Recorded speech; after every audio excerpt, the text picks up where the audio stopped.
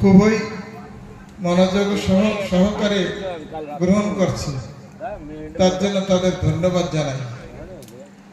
আলোচনা করতে গেলে মনের মধ্যে একটা ব্যতিব্যস্ততা থাকে। খুব স্বল্প সময় বর্তমান যে পরিস্থিতি যদি বিচার করতে যায় তাহলে আলোচনা আর চলে না। তথাপি মান্যবর সঞ্চালক মহাশয় যেহেতু আমাকে বলেছেন, তার সম্মানের দিকে তাকিয়ে মাত্র দুটো একটি কথা আমি উপস্থাপন করছি। সর্বপ্রথমে আমি একটা ধ্বনি দেই, যে ধ্বনি কি আমাদের এই পবিত্র ভূমি আরো গৌরবময় হয়ে এখান থেকে আকাশ গগন প্রকম্পিত হয়ে এই ধ্বনি সিধাম ওড়াকান্দি পর্যন্ত পৌঁছায়। বলে জয় জয় শান্তি হরি সত্য ভাবা গুরু চাঁদ প্রীতে ধ্বনি বলো।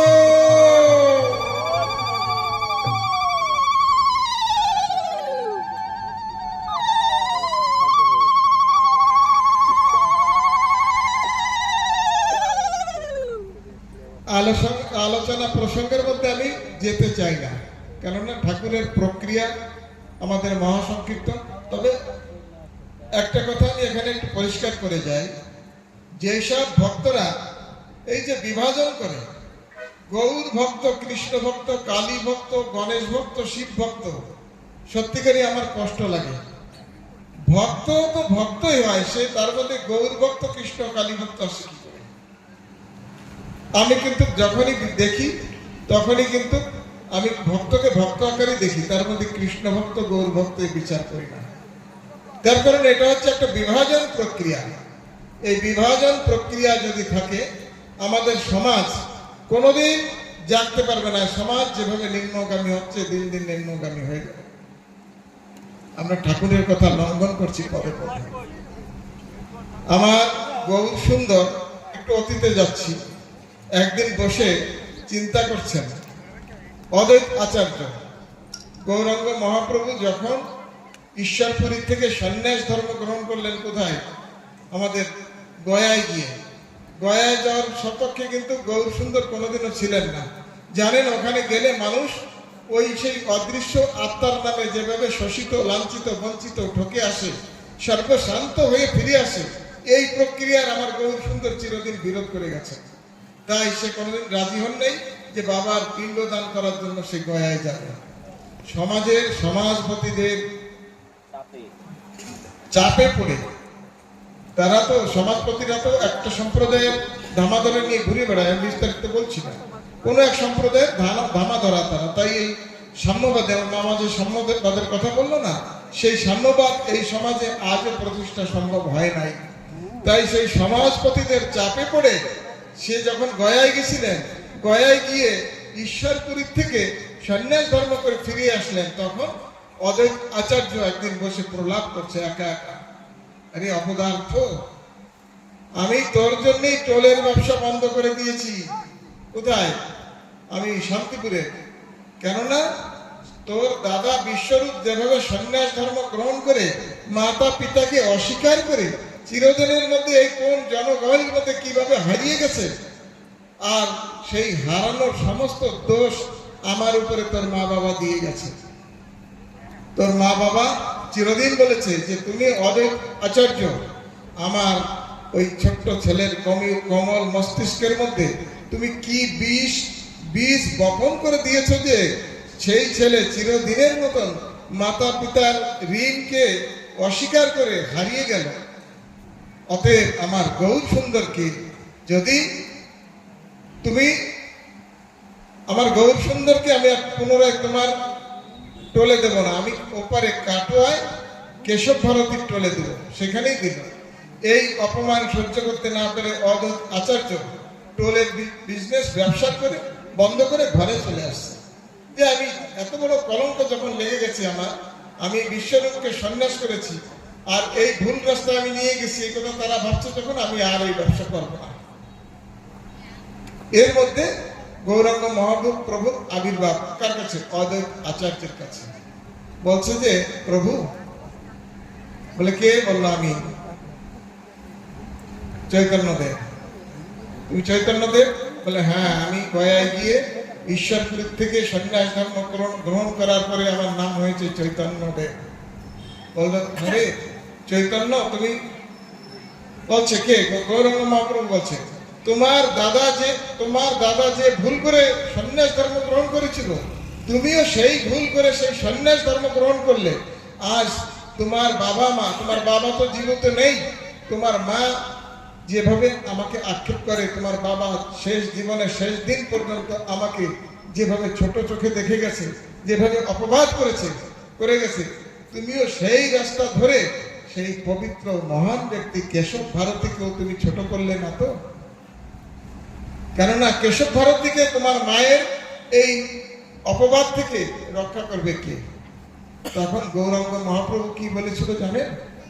গৌরাঙ্গ মহাপ্রভু বলেছিল, না প্রভু, আমি গয়ায় গিয়ে দেখি এই হাজার হাজার মানুষ, কাতারে কাতারে মানুষ, সেখানে তারা গিয়ে পরমাত্মার নামে, তার উদ্ধারের নামে, স্বর্গপ্রাপ্তির নামে যেভাবে শোষণের শিকার হচ্ছে, তন মন ধন দিয়ে, পয়সা করে দিয়ে এই অসহায় গরিব মানুষগুলো আরো সর্বশান্ত হয়ে সেখান থেকে ফিরে আসছে। এরা কার কথা মানবে? কারো কথা, কোনো লেখক সাহিত্যিক বা কোনো রাজনৈতিক নেতার কথা মানবে না।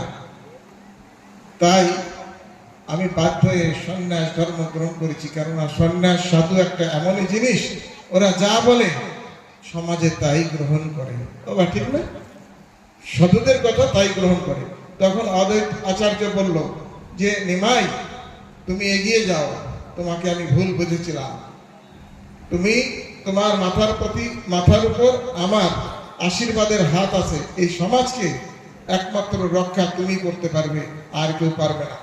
তোমার যদিও সন্ন্যাস ধর্ম গ্রহণ করেছো, তবে তোমার দিক দর্শন সব ঠিক আছে, কিচ্ছু ভুল নেই এর মধ্যে, বলেছিল। ঠিক কিছুদিন পর নিমাই আরো একটা প্রশ্ন করেছিলেন অদ্বৈত আচার্যের কাছে। আমি বলছি কেন এই কথাগুলো? ওই যে গৌর ভক্ত কৃষ্ণ ভক্ত বলে, শিব ভক্ত কালী ভক্ত বলে, ভক্তের মধ্যে কোনো ব্যবধান হয় না, তাই ওই কথা বোঝানোর জন্য এই কথাগুলো আমি তুলে ধরছি। গৌর সুন্দর বলছিল কি, কাকে? অদ্বৈত আচার্যকে, প্রভু আপনারা তো এই সমাজের যে জাতপাত আছে, ব্রাহ্মণ, ক্ষত্রিয়, বৈশ্য, শূদ্র, সবচেয়ে নিচু তলার মানুষ হচ্ছে শূদ্র, অস্পৃশ্য শূদ্র, যাদের দর্শনে অমঙ্গল, যাদের কোনো ধর্মকর্ম করার অধিকার নাই, ধর্মীয় অধিকার নাই, সামাজিক অধিকার নাই, শিক্ষার অধিকার নাই, সেই জাতি তো শূদ্র। তবে একটা প্রশ্ন আমার কাছে, আমি জানতে চাই, প্রশ্ন নয়, আমি জানতে চাই, সব কথা তো আমি জানি বলে তার কোনো মানে নেই। তুমি গুরু, আমি শিষ্য, তুমি শিখাবে, আমি শিখব। কথাটা কি? যে ব্রহ্মার মুখের থেকে যদি ব্রাহ্মণের জন্ম হয়েছে, বাহুর থেকে যদি ক্ষত্রিয়র জন্ম হয়েছে, আর উরু থেকে যদি বৈশ্যের জন্ম হয়েছে, আর এই পায়ের থেকে যদি শূদ্রের জন্ম হয়েছে, তোমরা যখন সেই ব্রহ্মাকে পূজা করো, তাহলে ব্রাহ্মণের জন্ম জায়গা মুখেতে ফুলচন্দন দিয়ে পুজো করো না? কি বাহুতে দাও না, উরুতে দাও না? পুষ্প চন্দন কোথায় দাও? সেই ব্রহ্মার পায়ে দিয়েই তো তোমরা পূজা করো। যদি ব্রহ্মার পা এতই পবিত্র, অর্থাৎ মুখের থেকে, বাহুর থেকে, উরুর থেকেও পবিত্র, তাহলে সেই পবিত্র পায়ের থেকে জন্মজাত শূদ্র কি করে অপবিত্র হয়? অদ্বৈত আচার্য বাক রুদ্ধ হয়ে গেছিল, তখন উত্তর দিতে পারেনি।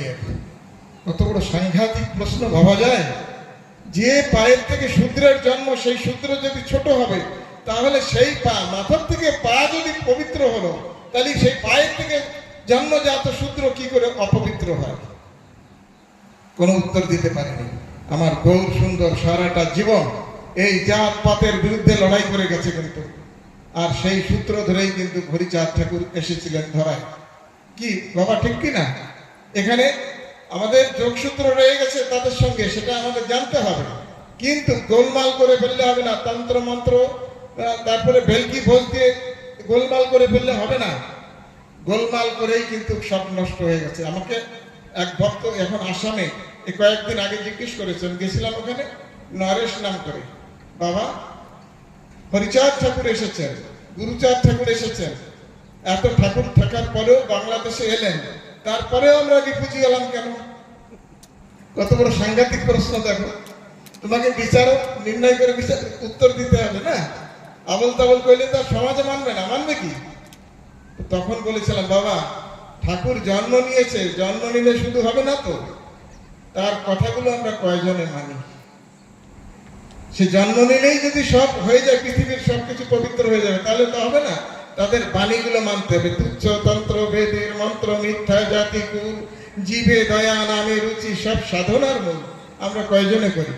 আমরা সেই তন্ত্র মন্ত্র ভেলকি বোঝের মধ্যেই তো সীমিত থেকে যাচ্ছি। হবে কি করে তাহলে? হবে না, কোনোদিনও হবে না। আমাদের দর্শন জানতে হবে, তত্ত্ব জানতে হবে। অনেক সময় না চড় খেয়ে চুপ থাকতে হয়, মার খেয়ে চুপ থাকা লাগে, কিছু বলা যায় না, বোকা হয়ে থাকতে হয়, বলতে গেলেই বিবাদ। আমি একজনকে বলছি কয়েকদিন আগে, যে এই যে ধর্মের নামে অনাচার করে রাস্তায় রাস্তায় ছোট ছোট বাচ্চাদের শুরু করে আবাল বৃদ্ধ বনিতা সব রাস্তা রাস্তায় খালি পায়ে দুপুর রোদে ঘুরে বেড়াচ্ছে, বাবাতে ছেলেকে ভিক্ষাবৃত্তি শিখাচ্ছে, দুয়ারে দুয়ারে বলতেছে এই দাও, অমুক জায়গায় যাবো, হচ্ছে না এখন? মানে কিছু প্রকারের এক প্রকারের বস্ত্র পরিধান করে তারা এইভাবে রাস্তা রাস্তায় ঘুরছে। যেসব আমার কষ্ট লাগে, যেসব ছোট ছোট ছেলেদের বর্তমান যে বহুমূল্য সময়কে বিদ্যার পিছনে তারা দেবে, তারা লেখাপড়া শিখবে, দর্শন শিখবে, দেশের মানদণ্ড হাতে নেবে, উচ্চ শিক্ষায় শিক্ষিত হবে, সমাজে প্রতিষ্ঠিত হবে, তা না হয়ে সেই মূল্যবান সময়কে ভিক্ষা বৃত্তিতে লাগিয়ে দিচ্ছে ধর্মের নামে। কষ্ট লাগে কিনা? আমি একজনকে বলছি, এক ভদ্রলোক অটো চালায়, নিজেরই অটো। আমি কিছু একটা জিনিস ওই গাড়িতে উঠাচ্ছি, তখন বললাম যে দেখো বাবা, ধর্মের নামে এই যে অনাচার, ভাবছি এই লোকটা একটু বোঝে, লেখাপড়া জানা মনে হলো, ধর্মের নামে এই অনাচার কি মানা যায়? ও বলছে কি, উত্তরটা কি দিল, আমারও বাড়ি কেবল থেকে আতু, তা নাহলে আমি ওদের সঙ্গে চলে যেতাম। তাহলে কাকে বলবো আমি? মনের এখন কিল খেয়ে কিল চুরি করা ছাড়া উপায় আছে আমার? কোনো উপায় আছে? বুদ্ধিমান লোক নির্বোধ সেজে যেতে হয় অনেক সময়। তাদের নির্বোধের সঙ্গে তর্ক করলে নিজের ক্ষতি হয়। যেখানে একটু মাটির ঢিপ দেখি সেখানে কপাল ঠুকি, তারপরে অমুক ভক্ত সমুক ভক্ত বিভাজন ক্রিয়া তৈরি হয়। যারা বলে যে কৃষ্ণ ভক্ত গৌর ভক্ত, তাদেরও ভুল না, ভুল আমাদের এই সমাজ ব্যবস্থা। ধর্ম কাকে বলে? ধর্ম মানে ওই পূজা পার্বণ, তারপর তন্ত্র মন্ত্র প্রক্রিয়া, এগুলোকে ধর্ম বলে না। তোমার নিজের জীবনকে সুন্দর করে তুমি তৈরি করার সঙ্গে সঙ্গে সমাজকে সুন্দর করে মার্গদর্শন দাও, সেটাকেই বলে ধর্ম। যে ব্যবস্থার মধ্যে তুমি উচ্চ শিক্ষায় শিক্ষিত হবে, গুরুচাঁদের বাণী প্রতিটি লাইনে লাইনে গুরুচাঁদ ঠাকুর আমাদের দর্শন দিয়ে গেছে, আমরা কেউ পড়ি না। আমার খুশি লাগে এই যে এত বড় অন্ধকারের মধ্যে এই যে অরুণ যখন ঠাকুরের গান কীর্তন করে, কত সুন্দর করে কথাগুলো দর্শনগুলো তুলে ধরে। আমিও ধ্যান দিয়ে মন সহকারে শুনি। একদম সুজনের সঙ্গে কথা বলে দেখছি, সুজনের মধ্যে ঠাকুরের যে একনিষ্ঠ মনোভাবের মধ্যে আছে, আমি যদি সে কথা প্রকাশ না করি, ও উৎসাহ পাবে কোত্থেকে প্রেরণা পাবে? ও তো আমার মতন একদিন অন্ধকারে ছটফট করবে না, মোটেও না। মতুয়ার পক্ষে কোনো পুজো পার্বণ নেই, হরি মন্দিরে নিত্য পুজো করা চাই। দর্শন না জানো, আগে ঘুষাই পরে হও, আগে ঘুষাই হইতে যাইও না, সব গোলমাল করে দেবা, নষ্ট হয়ে যাবে, পয়মাল করে দেবা। তোমরা নিজের ভিতরে অন্ধকার আগে দূর করো, তারপরে তুমি অন্যের ভিতরে অন্ধকার দূর করো। প্রকৃত একজন সাধু যদি কোনো বাড়িতে যায়, সে বাড়ির সমস্ত অমঙ্গল দূর করে ঝাড়ুদারের মতো ঝাড়ু দিয়ে নিয়ে বেরিয়ে চলে আসবে সেখান থেকে। এই জন্য আমি বলি, যে করে হরি পুজো তার নাই কোনো পূজা। আমার ঠিক না? যে করে হরি পুজো তার নাই কোনো পূজা, আর যে করে মা বাবার পুজো তার নাই হরি পুজো। হরি বল, মা বাবার পুজো করলে হরি পুজো করার দরকার নাই। তাই যদি করা থাকে তাহলে আমার হরি লীলামৃত মিথ্যা। ঠাকুর বলেছেন, মাতা পিতা মূল বৃক্ষ হরি গাছের ফল, গাছের গোড়া ঢেলে কেন ঢালছ আগায় জল। বিশ্লেষণ করলে অনেক সময় লাগবে, মহাসংকীর্তনের সময় লেগেছে। পরবর্তীতে যদি সময় পাই আর একটু ভেতরে গিয়ে বিশ্লেষণ করে সবার কাছে যতদূর পারি এই ঠাকুরের রস আস্বাদন করার জন্য আমি তুলে ধরবো। সবার মনের মধ্যে একটু নূতন দিগদর্শন হবে, একটু শক্তির সঞ্চার হবে, আশা রাখি। ঠিক আছে, আমি এখানেই ঠাকুরের কথা রাখছি।